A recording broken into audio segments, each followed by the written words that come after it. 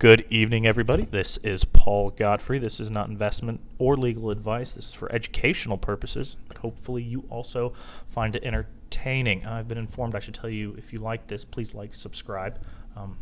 Yeah, I'm not ever probably going to pay wall or roll or any whatever they call that stuff, but hopefully you just enjoy this, and maybe if you like it, you can tell some friends about it too. Anyway, getting on to business. So always, like I said, I was going to try to do corrections. I forgot to do it last time because I was so excited, but out of my last two videos, the first, well, 2 videos ago, when I was doing the amended complaint on Ripple, I said that there was a breach of contract. There's no breach of contract action. We went over the seven causes of action. None of them are a breach of contract. So get that one out of the way. One thing I also said is the complaint does not seek declaratory relief. And actually, I'm going to get a bit into that one. I'm trying to be really quick about it because we got a lot to cover today, and I'm not even getting through the whole first half of the first part of the argument, maybe half of the first 4 arguments. It's just that deep. But anyway, what's a prayer for relief? Prayer for relief is what you're asking the court to do. Always, the way I think of it, think of a court as a teacher, and there's 2 kids who just can't get along. And so the teacher's always like, all right, well, what do you want me to do? Ultimately, we're adults here. It's a civil court system. There's more liberty and at sway, etc. If you're right, you can choose to do certain things. But anyway, to my knowledge, I could be wrong. There could be more. There's 3 types of relief generally available. You're taught, for the most part, you've got legal relief, which is damages right here. You see that. You've got your injunctive relief or equitable relief. Here it's an injunction. That means stop doing something. And the last is declaratory relief. That's actually a statutory remedy. So I'm going to get into all 3 of these real quick. Quick history lesson. King Henry VIII, way back in the day, was like, hey, I want to get me a divorce because I'm liking Anne Boleyn. So what did he do? Started the Church of England. That separated the court system in England to 2 separate parts. You have the courts of the king, and you also had the courts of the church. And why is all of this important? America follows the English common law tradition. Pretty much most of their colonies do. And the common law tradition has 2 types of remedies initially. We'll get to declaratory statutory remedies in a bit. But anyway, the king could control your money. So you ever see damages, consequential damages, punitive damages, subsequent damages, all of that's money. You see damages, you think money. Equitable relief. That is the church courts. The church controlled your soul, so to speak, and so they can make you do things. The 3 big ones are make you do something. We call that specific performance nowadays. They can make you stop doing something. That's an injunction. They could also make you undo something that you did. We call that rescission. So do something, stop doing things, or undo something. So now that we have a basic understanding of damages, money, and equity making you do something, there's a 3rd one, declaratory relief. What's declaratory relief? In short, it's easier to juxtapose it. Damages and a court at law and equity, those are coercive, meaning that the court forces you to do something.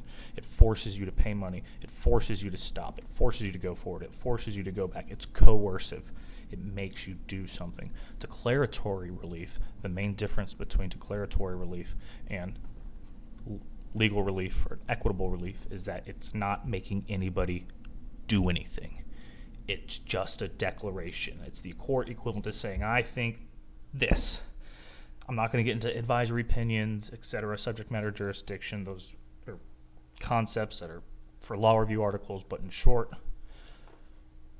damages and equitable relief are more akin to each other than declaratory relief because, again, these 2 are coercive. This is non-coercive. So you look at the prayer for relief in the amended complaint. The first thing it says, we want a class action, so let us have a class action.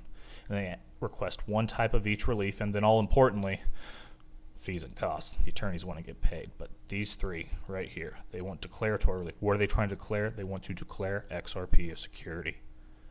Next up, damages. What do they want? They want money because the plaintiffs feel like they lost money. And lastly, they want equitable relief. What does it want specifically? An injunction, which means they have to stop selling XRP. XRP2 LLC, I believe, is the name of the company that holds XRP. What is it? Let's see if we can get a copy of the caption. It's the Ripple Labs Inc. And then there's also a company called XRP Roman numeral 2. Anyway, I can't find it, and I don't want this video to go on. XRP2 LLC, it's a limited liability company that was formed by Ripple Labs some years back. Anyway, so again, they want money. They want Ripple, the company, to stop selling XRP. This one's tricky, though. Declaratory relief. Even if they don't get money, even if they can't make them stop selling, if they can declare XRP a security, that will pose a host of other problems. You can't, depending on how they work the causes of action. Anyway, that's just for your base understanding. I said there was no declaratory relief being requested. There is. That is my correction. Next up, I mistold you the dates. I said that I thought there'd be a hearing in late December. So let's get rid of this. I should have just read. I've shown you this before. The response is due November 4th. So the motion to dismiss is a response to the complaint. It's not a response of pleading. It's a response. So the response to the motion to dismiss is due November 4th, 2019. You'll see it around that time. So that is technically the response to the response.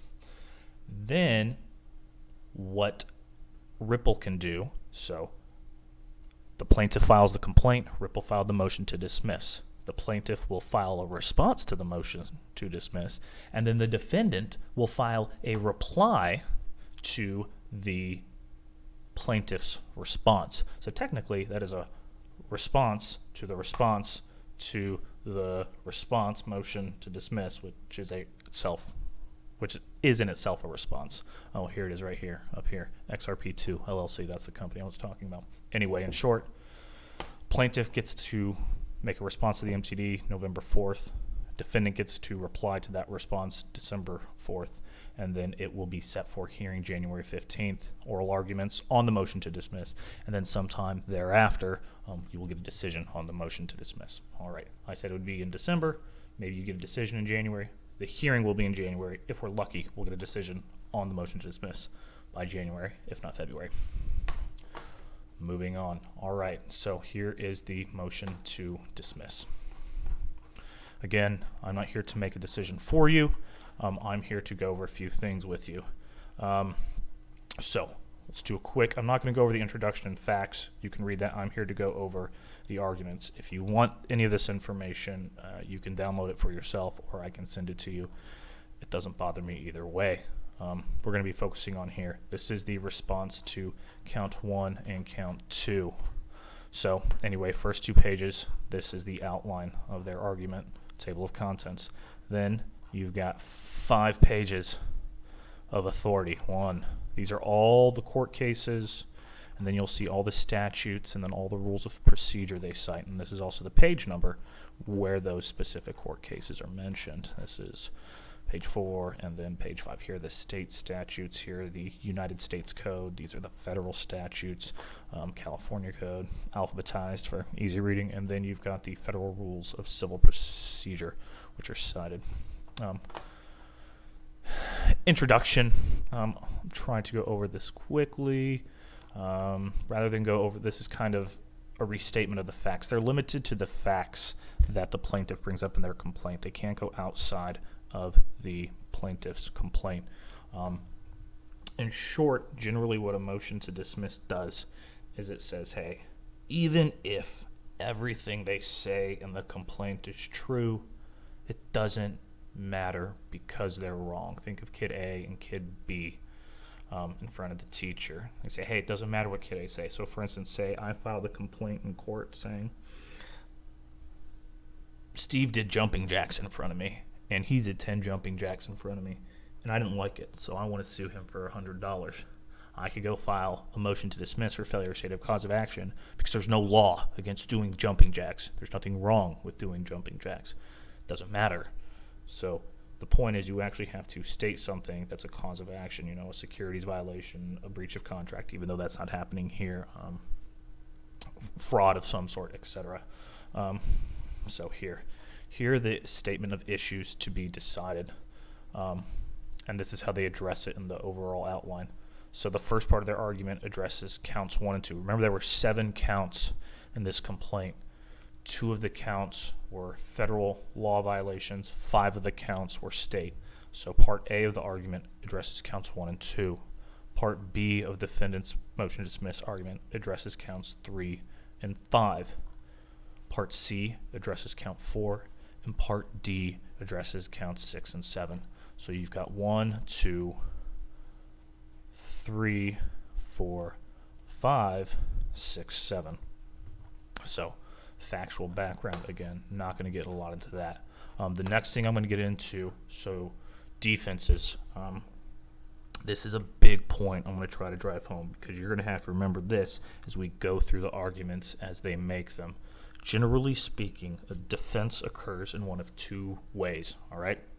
The first way a defense occurs is called a denial, meaning I deny it. I didn't do it. The second way a defense occurs, sometimes we call it a confession and avoidance, also an affirmative defense. In short, it says, well, I did it, but it's okay I did it because something extra that they didn't bring up. That's usually at the answer stage. However, sometimes they can accidentally say that justification. So here's a great example. A says, B punched me. A denial would be saying, I didn't do it. Tom over there did it. Kid C did it. Whoever. So that is the denial. Confession and avoidance would be, yes, I did punch Kid A, but that's because Kid A was attacking Kid C, and I was trying to protect Kid C. So there's a justification for it. It's okay that I did it because I was trying to protect somebody else. So it's not a denial. It's saying I did do it, but it's okay that I did it, and I didn't do anything wrong because extra fact outside. So again, you've got your denials. We call those defenses by traverse.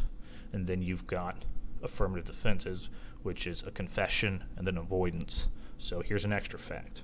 Now the thing is, generally, again, in motions to dismiss, generally you are limited to the facts they state in the complaint.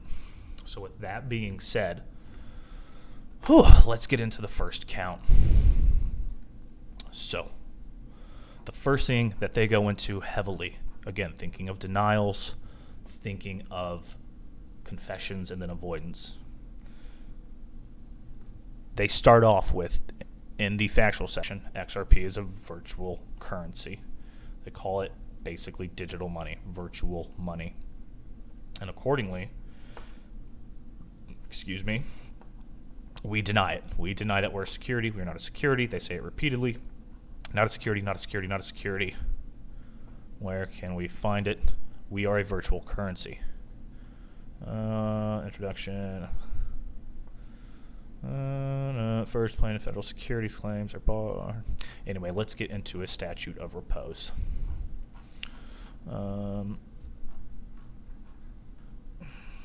Standard of review. Here we go. We're getting into it now. So, part 1. Again, section 5 addresses the first 2 counts, counts 1 and 2.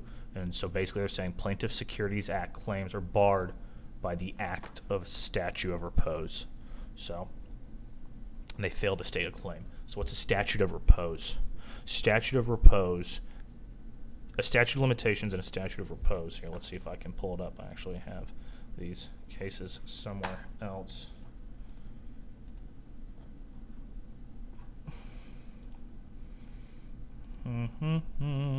Doesn't matter. I'll just go ahead and get on, because I've actually, on a side note, gone through a lot of these cases. And again, if you want, go to scholar.google.com and you can look up any one of these cases. I encourage you to do it if you're so interested. It's kind of tedious, but hey, it's a job. So statute of limitations is the time you're cut off to doing something. A statute of limitations says, all right, you figured out something bad happened to you. That's awful. We're going to say, to protect, you have 5 years to bring your action. If you get hurt in Florida, negligence claims are 4 years, breach of contracts are 5 years. The point is, if you figure out something bad happens, you've got a certain time limit from when you found out or known or should have known about the issue, etc. The statute of repose is somewhat slightly different. Statute of repose says it doesn't matter when you found out. Say the actual hurt occurred 5 years ago, and you found out 2 years after it happened. You had no idea it happened, something bad happened, until 2 years later. And they said, well, and a statute of repose says you've got 3 years. So it doesn't matter when you find out about it. It matters when the harm actually occurs. And that's what they're arguing here. It's a statute of repose.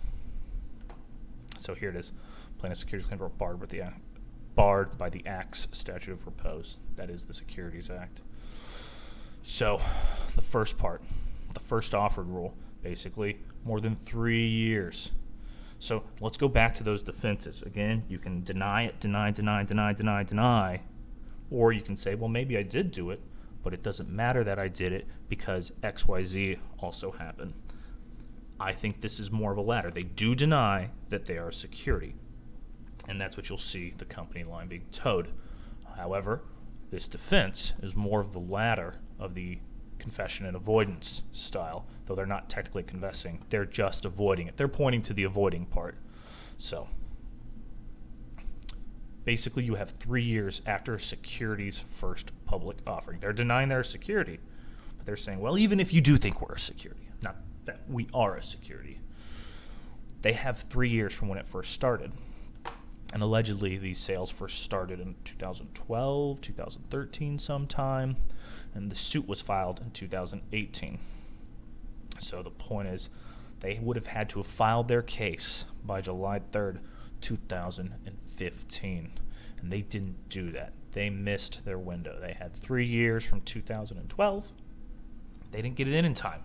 So again, not a security. You'll see that touted. But even if a security, because they admitted that they started selling it in 2012, they had to file the lawsuit by 2015. If you went over one of my first video, you'll know that the state cases were first filed in 2018, shortly after the 2017 $850 billion bubble.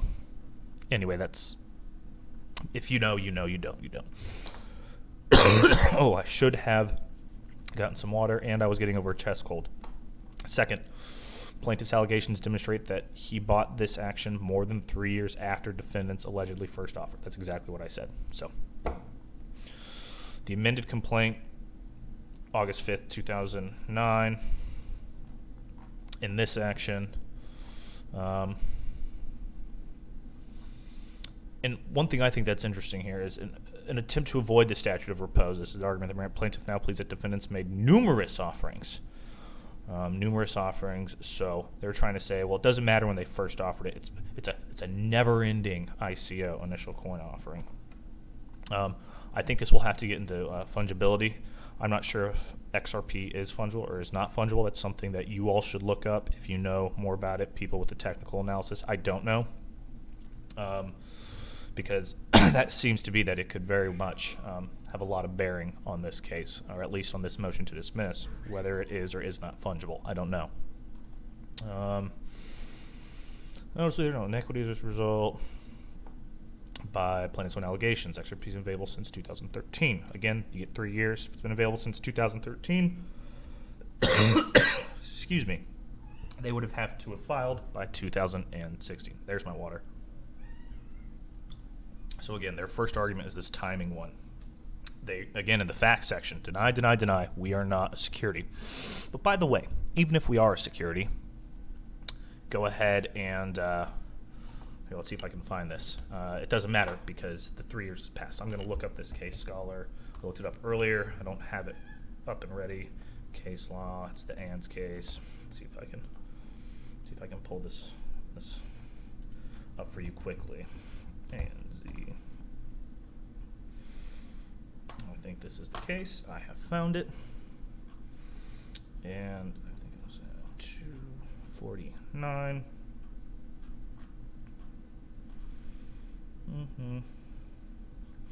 Here we go. Let's pull this up real quick. This is a Supreme Court case, United States Supreme Court case from 2017. Statute of limitations. Here we go. Here's the difference between a statute of limitations and a statute of repose. Statute of limitations are designed to encourage plaintiffs to pursue diligent prosecution of known claims. In accord with that objective, limitations period begin to run when the cause of action accrues. That is, when the plaintiff can file a suit and obtain relief. In contrast, a statute of repose is enacted to give more explicit and certain protections to defendants. So statute of limitations wants to make plaintiffs diligent. A statute of repose is to protect a defendant. So for this reason, the statute of repose begins to run on the date of the last culpable act or omission of the defendant. So that's what I was telling you about. So like, for instance, in personal injury on a statute of limitations or property damage, this is when the injury occurred or was discovered. So it could have occurred and then you won't discover it till 6 months later. That's when the statute of limitation begins to run, as opposed to the statute of repose, where it's not when you discover it, when it's occurred, it's the date of last culpable act or omission. So here we go, going again over this, denial as opposed to a confession and avoidance. So the statute provides in clear terms that in no event shall an action be brought more than 3 years after the securities offering on which it was based. So it says a securities offering. Again, they're saying they're not a security. However, the defense they're saying is even if we are, which they deny, it's been 3 years. So what does that sound like to you? Does that sound like a denial, or does that sound like a confession and avoidance? Again, you choose. Some of you have already made up your minds. Some of you will be happy that I say this. Some of you will be upset that I say this. I'm just trying to give you the tools to evaluate it yourself. And then here we go. Next up, that's enough of that. So let's get on to the next part, sub-part of this argument. And that is regarding the, hold on, let's see if I can find the outline I have saved over here. Here we are. Plaintiff's Securities Act claims fails because he does not plausibly allege that he purchased XRP in an initial distribution. So basically, they're not saying they bought it directly from Ripple or Ripple Labs or Brad Garlinghouse. What happened? They're saying that defendant sells XRP wholesale to large investors and also sells significant quantities directly to the general public. Plaintiff does not plead that he is a large investor. He's who made a wholesale transaction. He's saying that he was a part of the general public. So the point is, XRP doesn't sell, the Ripple Labs doesn't, via XRP2 LLC, does not sell XRP to the public as a whole. They sell to large institutions, Bitstamp, exchanges, etc. And then from there, individuals can buy them from the exchanges, whether it be Coinbase, Bitstamp, Binance, name your exchange you prefer. Insert plugs here. In short, that's what this point B and C is. So point B is he didn't buy it directly from us, and so he didn't buy an initial distribution.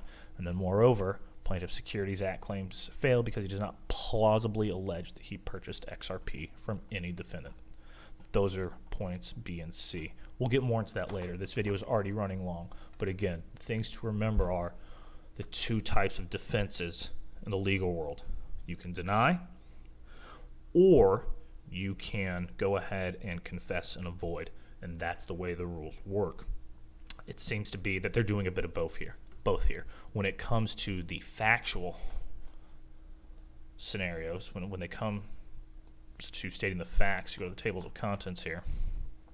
So in this factual background, they say not a security, not a security. Denial, denial, denial, denial, denial, denial, denial, denial, denial. However, when they get to the arguments, they start stating, well, it's been 3 years, they didn't buy the initial purchase or the initial offering, and then, or the initial distribution, and then also they didn't buy it directly from any defendant. So, denial up here, avoidance, avoidance, avoidance. notably missing is a confession. That goes with confession and avoidance, but it's just avoidance. And the thing is, what's happened here is they're not bringing any outside facts in, except maybe on fungibility. That's what I've seen. I'm not sure whether or not fungibility is addressed, so that will be interesting to see how that plays out. However, what they did do is bring in facts from the amended complaint. The amended complaint stated a lot of facts. And this goes to show you when you're writing your legal documents, more is not always better. The plaintiffs here, in my opinion, set up a bunch of landmines for themselves. And right now, they have to walk through them. There's an expression, hoisted by your own petard. Petard is something that blew up in the French cavalry. I'm not sure what it was, or the French army 100 years ago. And in short, if it blew you up and you got hoisted up in the air and you blew yourself up. So it seems that what happened is the complaint alleged a bunch of facts, and some of those facts aren't helpful because they provided, at least as we've seen so far, one avoidance to counts 1, and count 2. That's it for now. I'm going to get more into this later, start addressing counts 1 and 2 individually because there's more to it than that, but this video has gone on long enough, and I know you all are going to be tired of my voice by this point. Again, I'm here to help you make your own choice. I'm pretty sure this is the video where people either start really disliking me or start really liking me, or I could be completely wrong and you all just think I'm not interesting and you don't want to hear me talk anymore. You think I'm really boring, which maybe that's the consensus, love or hate. Maybe it's not. Maybe it's better to be ignored than love than hate. Who knows? Anyway, my name is Paul Godfrey. It's getting late. Be kind to each other. Be well yourself, and do good things. Have a good night.